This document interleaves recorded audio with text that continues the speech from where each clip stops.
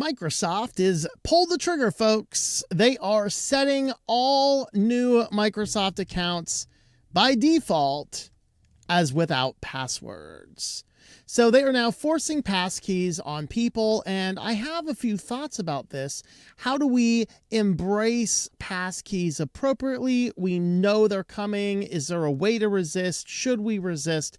These are all some questions I want to get into in today's video.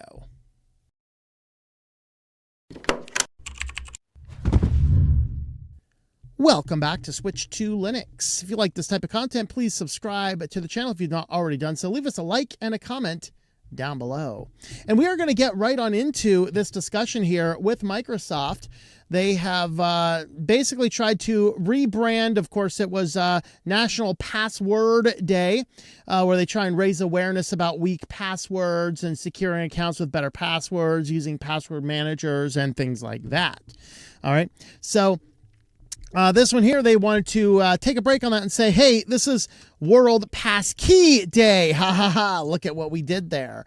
And what they're doing is they are pushing passkeys forward. Microsoft latest updates for simpler, safer logins.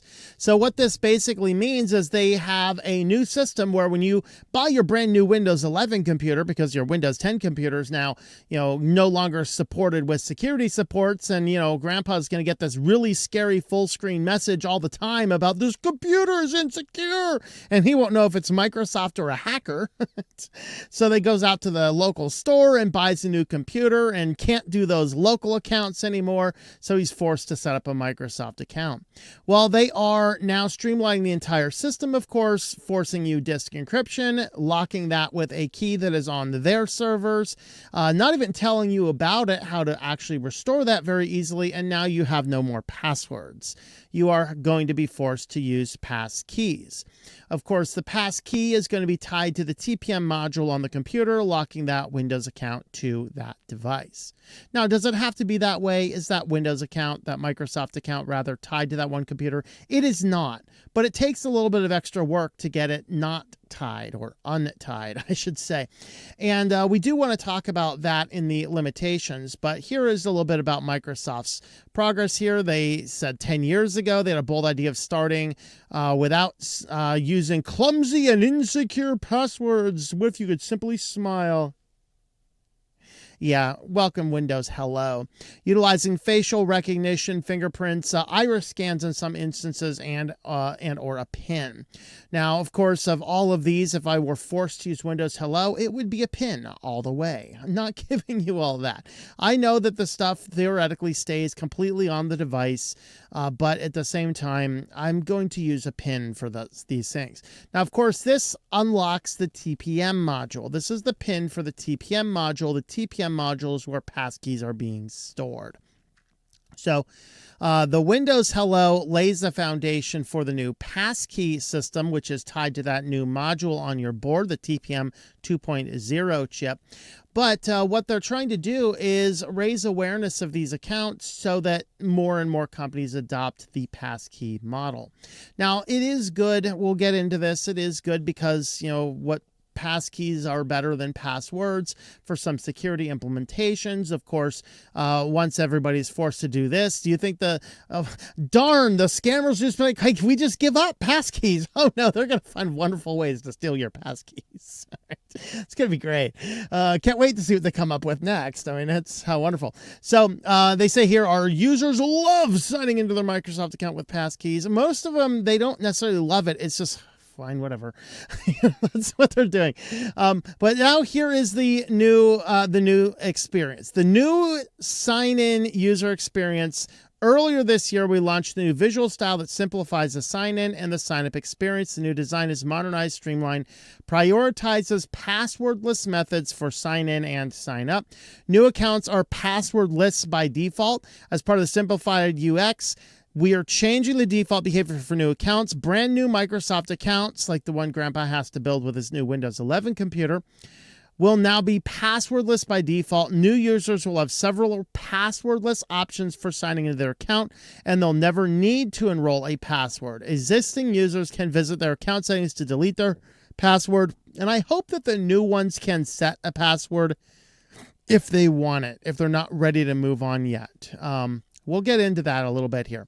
Passwordless preferred sign-in. We're also making it simpler to sign in with safer options. Instead of showing you all the possible ways to sign in, we'll automatically detect the best available method on your account and set that as the default. For example, if you have a password and a one-time code set up in your account, we'll prompt you to sign in with your one-time code instead of your password. After you've signed in, you'll be prompted to enroll a passkey. Then the next time you sign in, you'll be prompted to sign in with your passkey instead of even your one-time. Of course, the one-times deliver via text or via email, things like that.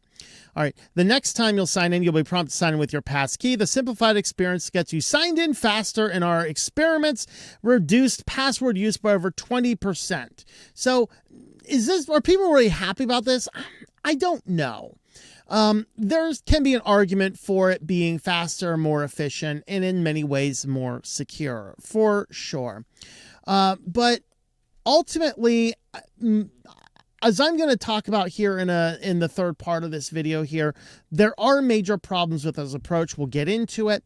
But first, before we get there, I want to talk about where all this is coming from. And this is actually coming from the FIDO Alliance. So the FIDO Alliance is a passkey pledge. They're trying to get the passkeys completely implemented on every level of society, which will, in theory, help solve breaches and things like that. Now, as long as companies are signing on to this, utilizing every possible means of passkeys, I'm okay with it.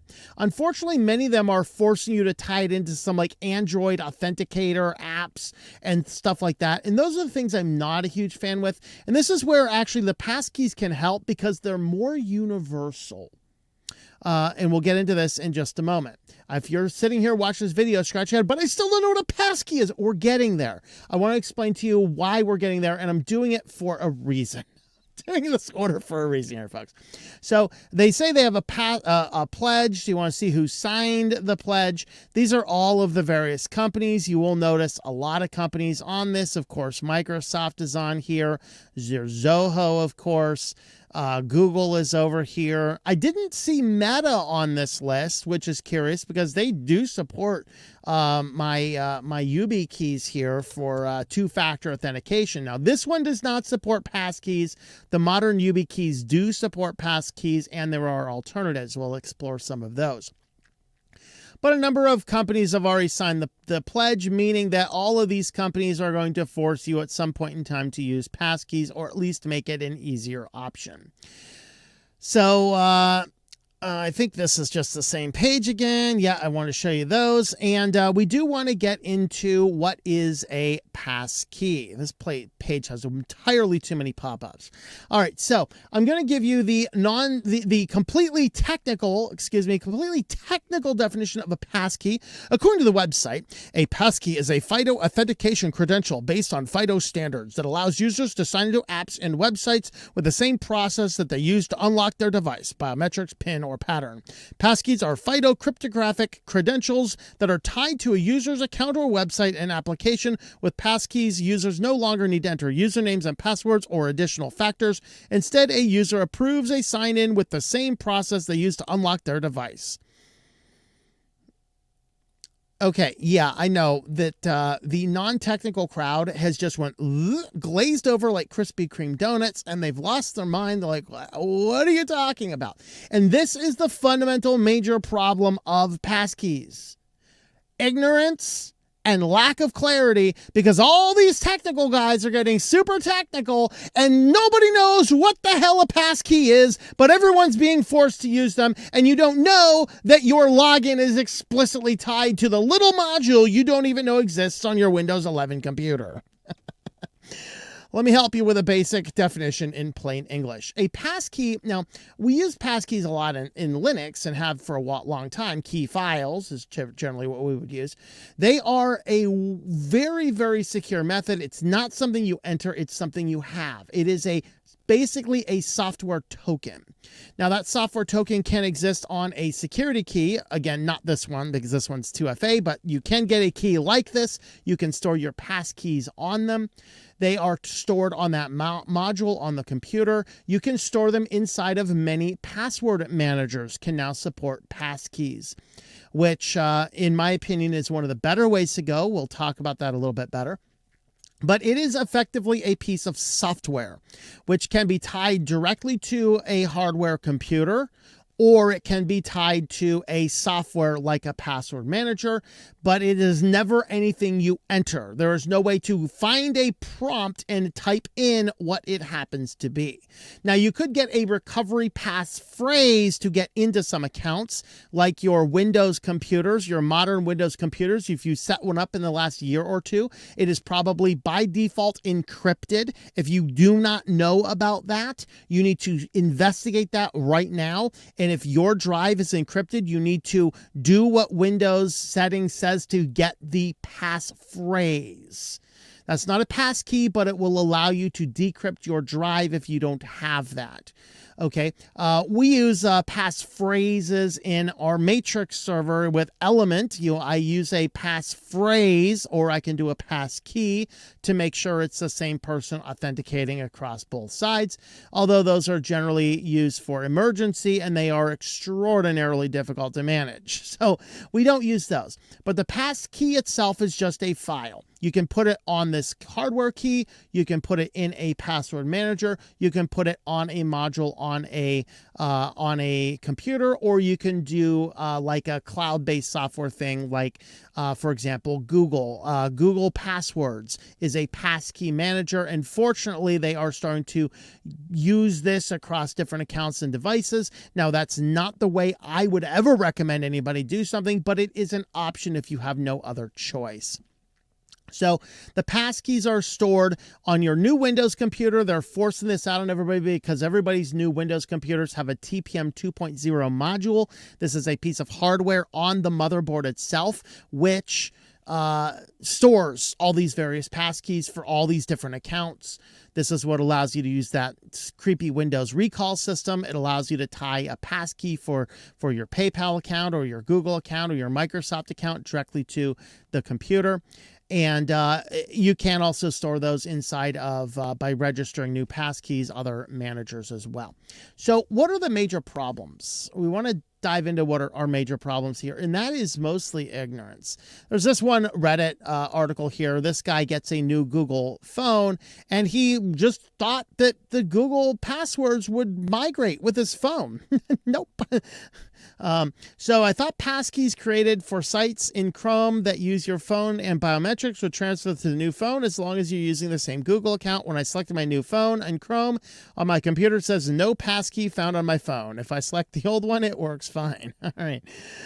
So yeah, there is a little bit of ignorance here. Now, this is actually a problem that is being solved actively. We'll get into that here shortly, but Google has kind of fixed this. It does allow you to transfer the passkeys from device to device utilizing your Google account. This also means that the passkeys to access every single account you have is inside of a Google account. And if some pesky three-letter agency would like to gain access to that information, there's not a lot stopping them.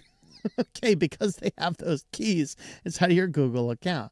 But overall, it is ignorance is the first major problem. Most people do not even know what passkeys are, how to use them, how to manage them, how to back them up. And because of this, it is up to us who are technology sufficient people who need to learn and understand it ourselves if the technology is moving too fast for what we regularly do, and then help everyone around us to understand them and to implement a backup strategy that includes backing up passkeys in the event you lose your main system. Now, another one of the major problems, though, is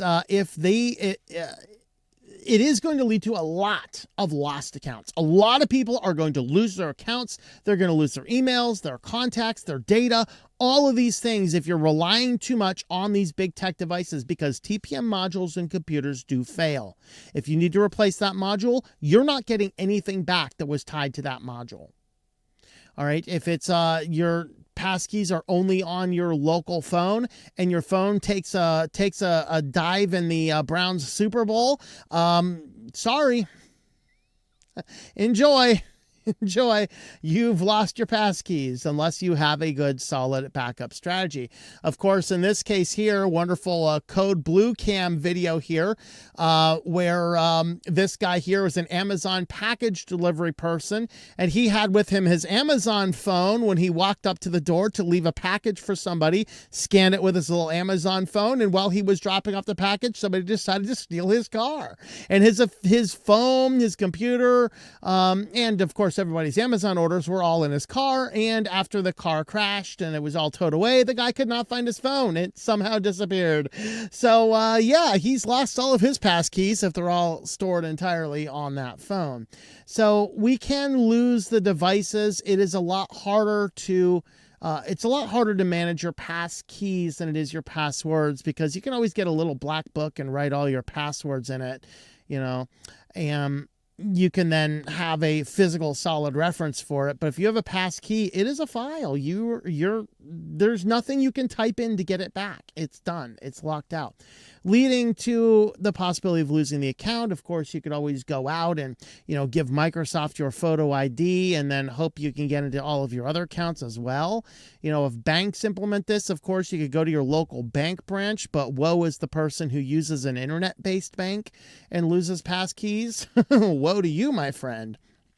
So there are some issues. When we're talking about this, most people who don't even know what these are don't know how to transfer them, how to set up additional keys. So we must be ready for failed hardware and lost devices. This is a possibility. Now, with all of this, I want to get a little bit philosophical for a moment and say there are very good reasons to use passkeys. We do need to educate ourselves on it and implement passkeys in places where it makes sense. So I don't want to say this is so horrible, nobody should use passkeys, we should always stick with passwords. And, I don't want to do that, because they are arguably way better for managing some things. They are arguably better than passwords because they are tied to the specific device or account, which means that there's no way to phish for my account login. If my account login is only a passkey, there's no phishing. You gotta steal the file. Now, if you steal the file, you're in. That is a problem, but there are ways to prevent those files to be stolen. So they can be implemented privately. I like this the best. I can get in, create the account, and then remove the password stuff, remove other forms of identity, and literally use a passkey and have a private login to the account. Which also means I could set up an account and transfer the passkey to somebody. Maybe we've just started a new enterprise. That may not be good.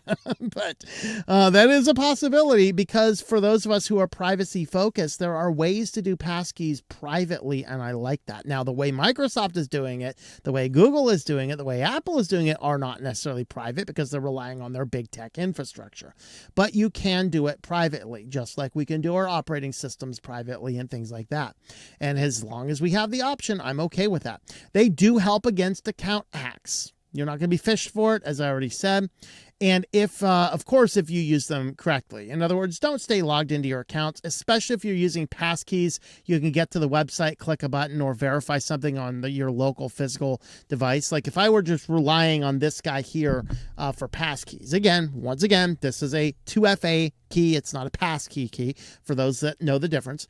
But if I have this guy just kind of sticked onto my computer here, and I go to click into a website, all I now need to do is physically touch the button at the top of this guy. Touch this guy, boom, it verifies that I'm there and going in.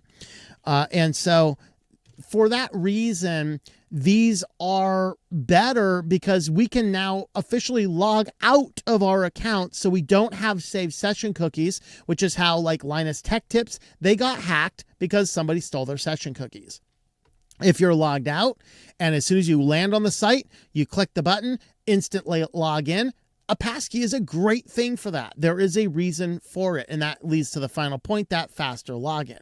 Now, is that the hugest selling point? It's much faster login. Not really, particularly if you're using an autofill browser password manager anyway, because they'll autofill, and I don't imagine it's going to be any faster. In fact, it might take more time to stand up and touch the device than it would be to click the button on the screen to say, yes, log in with that, Mr. Password Manager. So there are, though, limitations. Let's talk about the limitations. Passkeys are not like, whoa, we have finally found the holy grail of all security in computers. No, there are limitations. Since they are tied to devices like this device, if we lose this device or this device breaks, like it just fell out of there and I don't know where the hell it is. Excuse me. Kitty, don't eat that. No. If you lose this device or it breaks, your passkeys are gone. Good luck getting back into your account. So if, as far as using passkeys on phones, as of right now, and this is a rapidly moving industry, as of right now, we're kind of dependent on big tech. I can use open source password managers to do passkeys on a desktop. I can't do it on a phone yet. Maybe. There's some possibilities for it. For example, I did actually find this one here, how to enable passkeys on Android. Of course, this just goes right back down to your password manager. The problem is I did a lot of hunting around and I could not find a password manager that supported passkeys outside of, Bitwarden does. And some of the deeper proprietary ones, but those are all internet connected. I couldn't find a local, let's rephrase that. I couldn't find a local password manager that supports passkeys that is supported on Android. Everything is cloud-based, which means your passkeys, your passwords are all floating around the internet somewhere, and I'm not a huge fan of that.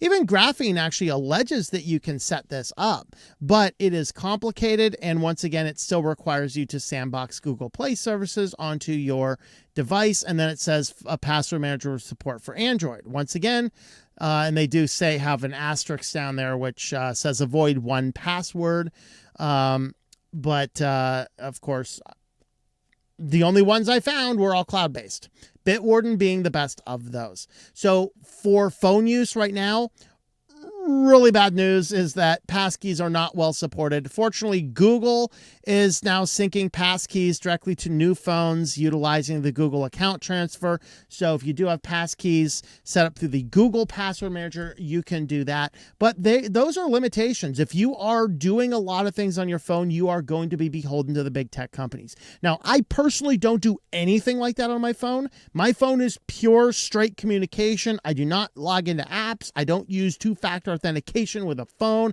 I don't do any of that type of stuff on a phone. So additionally, as I've already mentioned, a huge limitation, we're going to see a massive increase of people who lose access to their accounts permanently simply because they didn't know what passkeys are, they didn't have a backup strategy, and they didn't have a backup means to log into their accounts. And so you will be, in the best case scenario, you're going to have to send physical ID or walk through a whole bunch of hoops for some big tech company. Otherwise, you're starting from scratch. We're going to find a lot of people that have to start from scratch and lose contacts and other important information. If you're relying on your photos staying inside of your account, don't do that. Have a good solid backup strategy. So that's the case. Now, the great news is you can actually use passkeys without big tech. And that's where I wanted to get into in this one here, because the privacy and the privacy focus is really where I want to take it to. I'm not so fundamentally against passkeys in principle. I am against how they are being forced on people who don't even know they exist. So how do you manage it with open source or privacy focused or without big tech? First is, as I've already mentioned, is Bitwarden. Bitwarden is an open source password manager. It is very secure. It is a good system trusted by a lot of people in the FOSS community. I personally, no interest, because I do not want any circumstance where passwords or passkeys are floating around on the internet somewhere. Because if it's on the internet somewhere, some hacker is going to get their hands on a quantum computer and they're going to breach their way on in. They're going to steal a bunch of things like what happened with LastPass, right? All of their vaults were stolen. people have access to the vaults. If people haven't changed passwords in there, the hackers are just holding on to that information, waiting to find a way to break into those things. And they have software copies of their password managers with their passwords, passkeys, anything else in there. They can be breached. It is a possibility. For that reason, I'm not a fan of Bitwarden. But if you are reliant on your phone on things, you have to have passkeys set up. And you have to do it all on a phone, I would steer you towards Bitwarden as a good option. And they do have a setup here, how to use passkeys, and they also have information about how to set passkeys with Android and iOS devices. So that is an option. Now, another option is the YubiKeys. Once again, get one that supports passkeys. This one does not. But the YubiKeys are good, but they are a little bit on the proprietary side, and that does bug some of us. So there are alternatives to it. So this XDA developers article has some of the alternatives to it. It does a really good job of explaining the, what these various keys are, and then they walk us through some various other devices which are not YubiKeys but support the same thing. Ultimately, we're looking for something that supports FIDO2 and UTF. This key here does not support FIDO2. This is a FIDO and a U2F, and that means it's used just for two-factor authentication is what I use that for. But this one here, anything that supports FIDO2 support, I believe is going to support your passkeys. So you get that option. You have don't do that one. That one's tied to Windows. That's garbage. All right. This one here is the Solo Key Solo 2, open source, FIDO 2, U2F, multi-factor operations for connectors, affordable. There's no TOTP support, and doesn't look pretty. Who cares? Functional, right? Here's the Nitro key. This one overall has a lot of good features. However, the company has faced some reputational issues. Be aware of that. There's the Crypto Trust Only key. This one does, this is the only one here on the list that has TOTP. It has UTF and FIDO2. This also has a PIN number. So you can't use this one without entering a PIN first, making this probably your best trusted key. It does have a self-destruct feature as well, and but it does not have Bluetooth or NFC, which is probably okay from that breach we talked about utilizing those. So this is a good option, and you can get these keys, can unlock devices on phones as well. So this is another great way of managing passkeys with a phone. And I like these keys because I can set the passkeys on that device, and then I can move that device to another computer. So if you're a situation like I am, where you're always moving between multiple different computers, that type of key makes the most sense because I can easily move that one device from here over to here. Limitation of all of these keys, the limitation of it is that they can be lost or stolen. I always recommend you buy keys at least 2 at a time. Every time you set up a passkey or a MFA on one of these keys, you do the exact same thing for a second key. And then you take that second key and you lock it in a fireproof safe somewhere. So if something happens to your first key, you're not locked out of your accounts. You always have another option. Now, the one I actually use the most is KeePass XC. And the reason I do KeePass XC is this is all pure open source and all software based. Now you have to have KeePass XC. I think is it 2.7.9, I think. 2 is the first one that has passkey support. But as long as you have that, then you tie this to the browser extension. You do need to use the browser extension. And once you do that and you verify your browser extension to your KeePass file, you need to unlock your file securely on your computer, however you're doing that, which you can do with another YubiKey. And then once you have that open, the browser will present you the option to sign in with a one-click passkey instead on that site. And so this is actually a really good option. What I like about it is because it's a software file based system. I can very easily include that in my backups. I can deploy the exact same file across multiple computers, which means that that one file can be used as the passkey login on multiple different computers.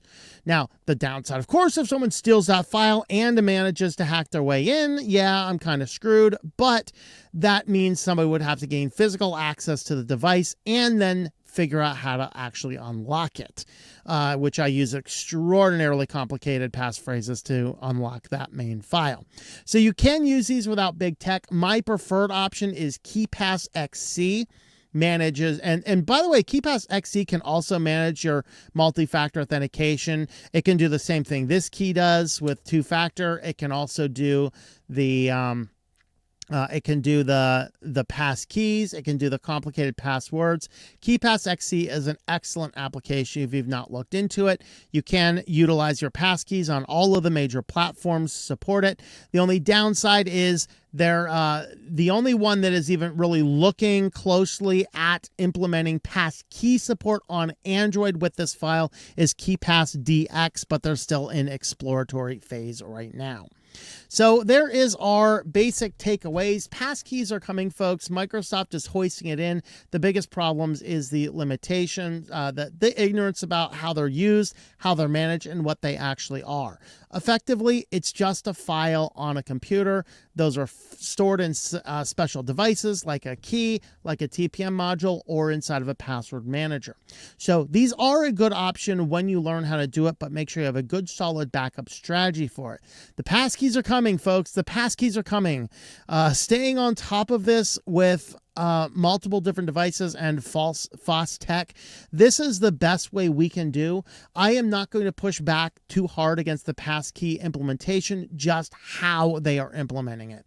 That is my take on it. Let me know your take. And also, I will be buying some official passkey keys later on this summer. I would love to hear in the comments if you have experience with any of these YubiKeys or any of the ones we covered in that article or any other open source keys that manage passkeys on a hardware device. I will be buying some in a couple of months and transferring passkeys over to those as well as my password manager. So leave me your thoughts about the ones you've used and whether you liked it or didn't like them in the comments down below.